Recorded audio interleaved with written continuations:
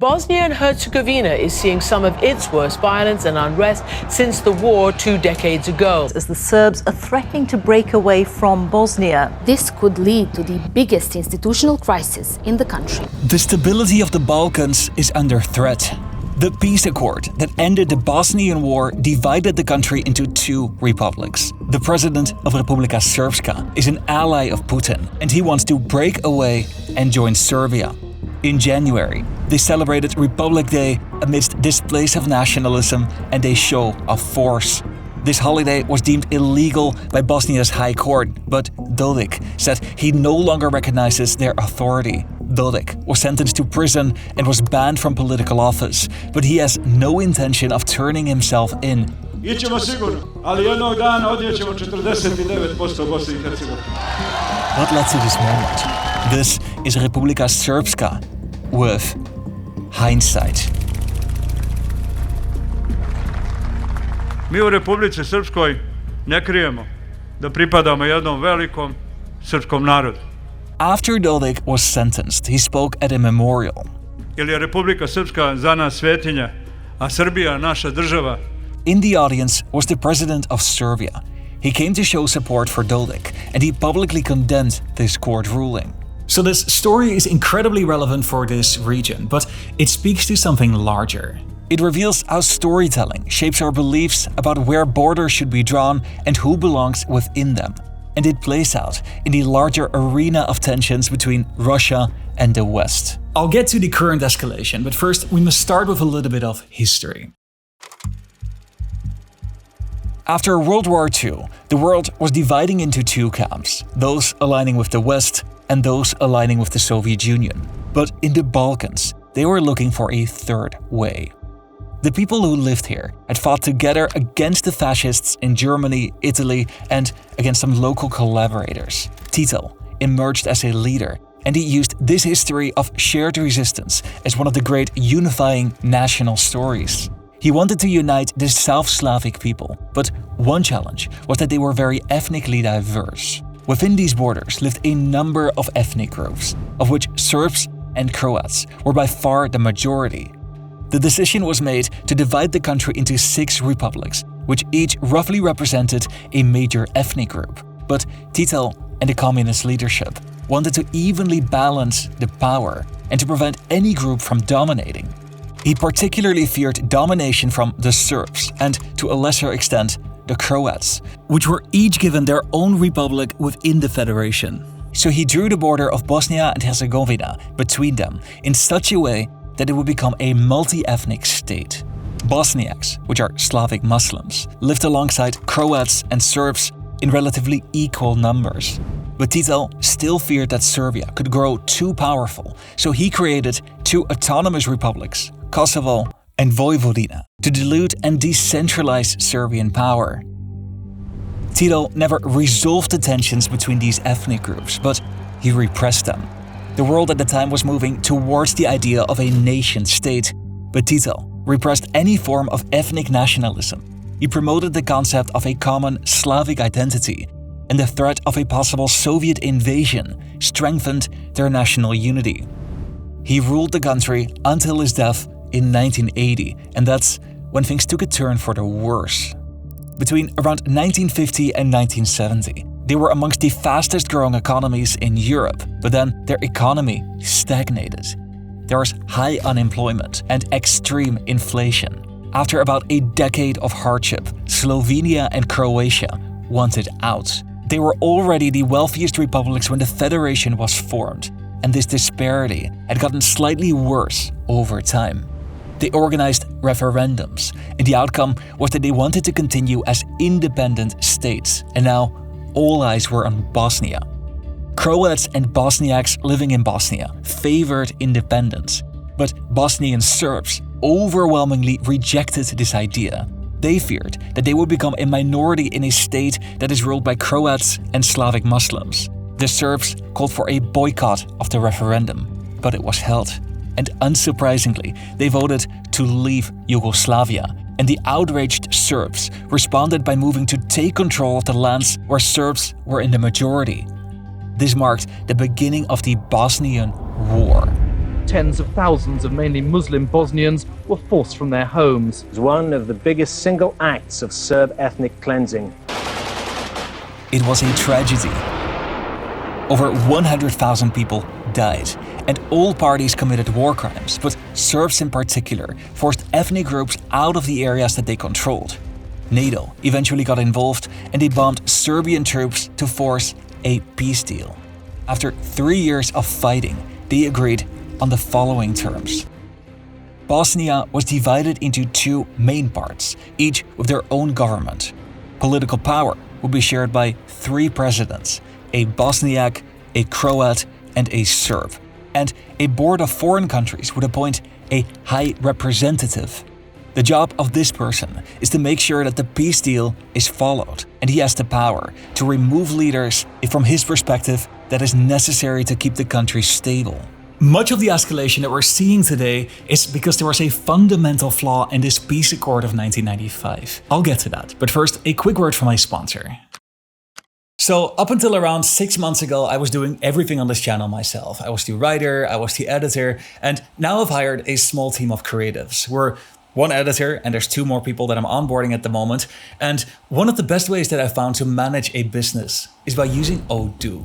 They are an all-in-one management software. They offer a wide variety of apps to help you manage your business, like to sign documents or to keep track of timesheets. But you can even build your own website. Let's try it out. You simply provide some basic data. You choose a color palette and you add the pages that you want. Then you select one of the many themes that they have. And that's where the fun starts. Their website builder is intuitive and easy to use. No technical skills are required. You can drag and drop blocks, and then you use the sidebar to customize them. Try Odoo today by using my link in the pinned comment or in the description, and you will get 1 app for free. You also get unlimited hosting and support, and a free custom domain for 1 year. Try it today. Much has changed since the Bosnian War ended in 1995. Slovenia joined the EU with a handful of countries in 2004, and Croatia joined a few years later. A poll from 2024 showed that over 70% of Bosnians wanted to join the EU, but these talks have been going on for over 2 decades, so many people are skeptical. In May 2025, Dodik visited Moscow to attend the Victory Day parade, and he made a speech. President Republike Srpske. Danas Evropsku uniju kad gledate, ona nema ni jako vojstvo, nema ni resurse, ona je veoma zavisna. He sees the war in Ukraine as the West trying to gain access to resources. I zato stara ideja o tome da Zapad mora otići na istok zbog resursa, zato je to dobro vidio predsjednik Putin I potpuno opravdano.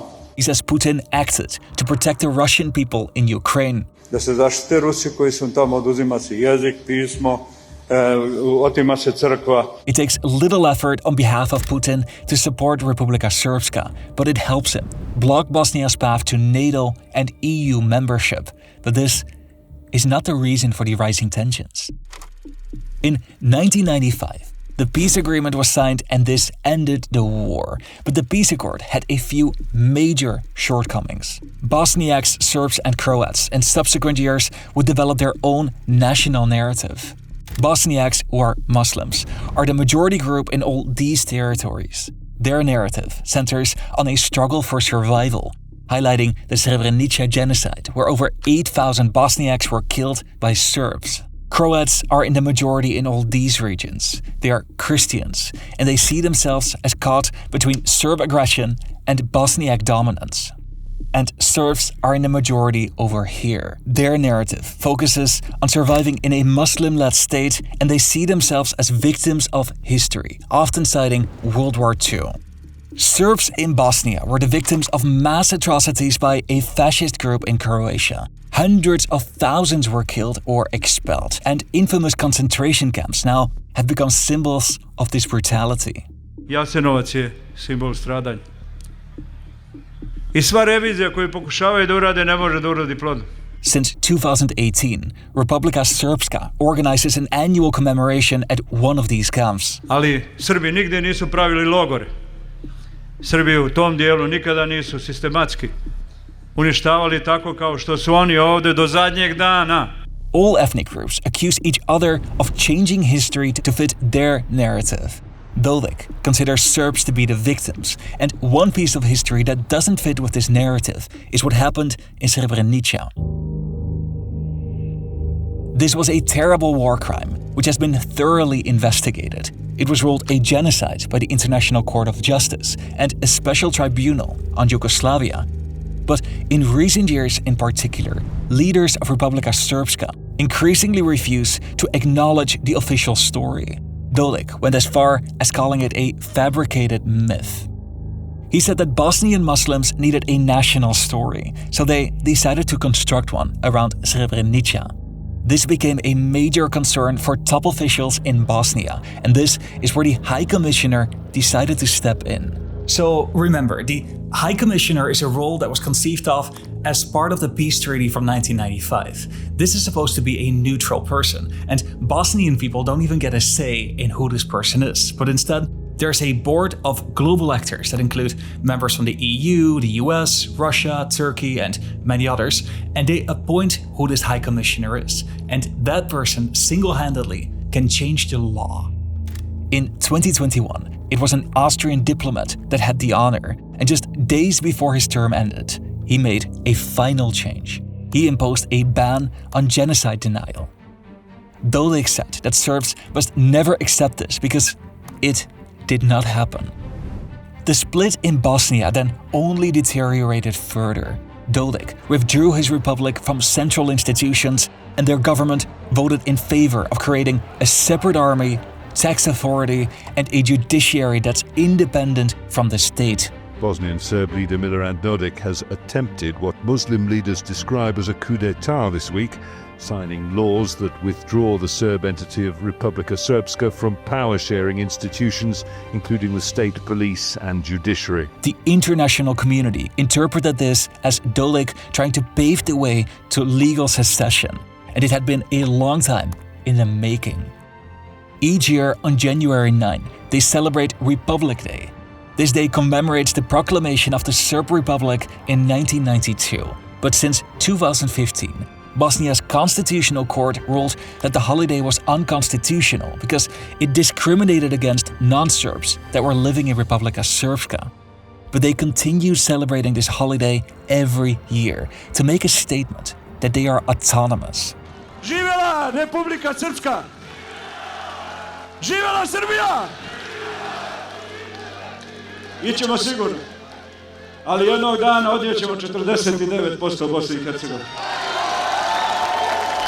Dodik moved closer to Russia, especially after the war in Ukraine, and this deepened the divide with the rest of the country. It really gathered pace in 2025 because one of the rules of that peace accord is that the leaders of this country must respect the rules of the High Commissioner. And in February, a court ruled that Dodik has not met this obligation, and he was sentenced to 1 year in prison, and he was banned from holding public office for 6 years. It will take some time before the sentence takes effect, and it could even be turned into a fine, but it shows a weakness in the framework and the institutions that are supposed to safeguard peace in this region. Dodik dismissed the ruling as yet another effort to weaken Serbs. Naši koji hoće nas guraju u Bosni i Hercegovini da žive, oni hoće i njihov plan je slaba Srbija. Slaba, nejaka Srbija. Da im Srbija treba. The peace accord is fundamentally flawed.